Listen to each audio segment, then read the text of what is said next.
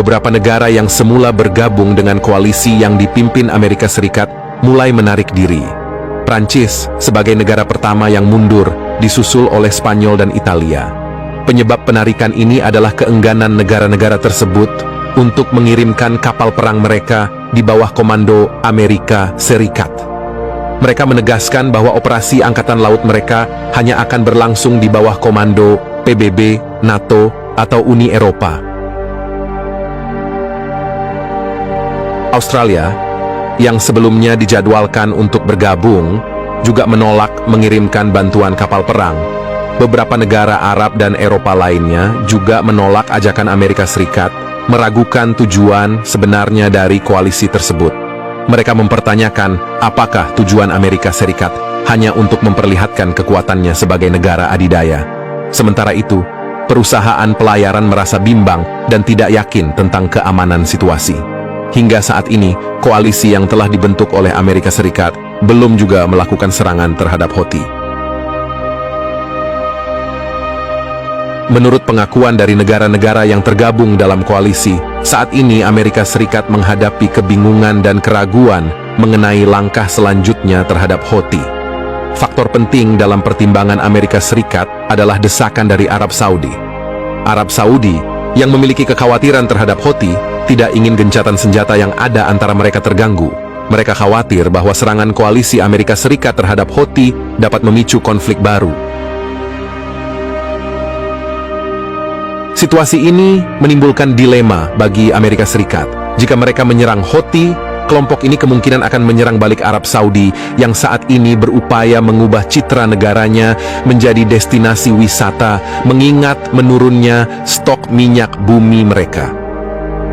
Arab Saudi tidak ingin inisiatif pembangunan yang dipimpin oleh Pangeran Mohammed bin Salman terganggu oleh kekacauan yang mungkin ditimbulkan oleh Houthi. Oleh karena itu, Arab Saudi mendesak Amerika Serikat untuk tidak memprovokasi Houthi, khawatir akan dampak negatif yang mungkin terjadi pada negaranya. Di tengah situasi ini, Amerika Serikat terjebak dalam dilema antara menyerang atau tidak.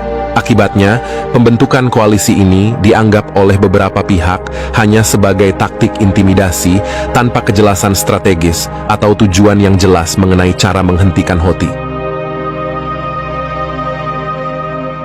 Di tengah ketidakpastian Amerika Serikat mengenai tindakan selanjutnya terhadap Houthi, terjadi insiden yang meningkatkan ketegangan di Laut Merah. Sebuah kapal tanker atau logistik yang diklaim milik Gabon dan beroperasi di bawah bendera Rusia, Norwegia, dan India dilaporkan menjadi sasaran serangan rudal saat melintasi Laut Merah pada hari Minggu. Amerika Serikat dengan cepat menuduh Houthi bertanggung jawab atas serangan tersebut, mengklaim bahwa Houthi meluncurkan rudal anti kapal untuk menargetkan kapal-kapal tersebut.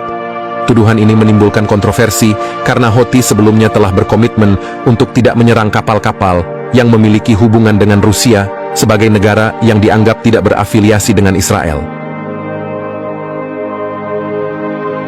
Sebagai tanggapan atas tuduhan Amerika Serikat, Houthi dengan segera membantah, menyatakan bahwa serangan tersebut adalah fitnah dan sebenarnya merupakan aksi oleh Amerika Serikat itu sendiri. Houthi menekankan bahwa mereka hanya menargetkan kapal-kapal yang berkaitan langsung dengan Israel dan bahwa kapal-kapal yang tidak terafiliasi dengan Israel seharusnya aman dari serangan mereka. Insiden ini menambah kompleksitas situasi, dengan Amerika Serikat dan Houthi saling melempar tuduhan terkait serangan di Laut Merah. Hingga saat ini, belum ada tanggapan resmi dari Amerika Serikat mengenai kebenaran di balik serangan terhadap kapal yang diklaim berasal dari Gabon.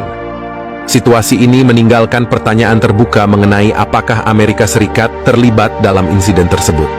Sementara itu, Houthi terus memegang kendali atas wilayah Laut Merah, menargetkan kapal-kapal logistik yang berhubungan dengan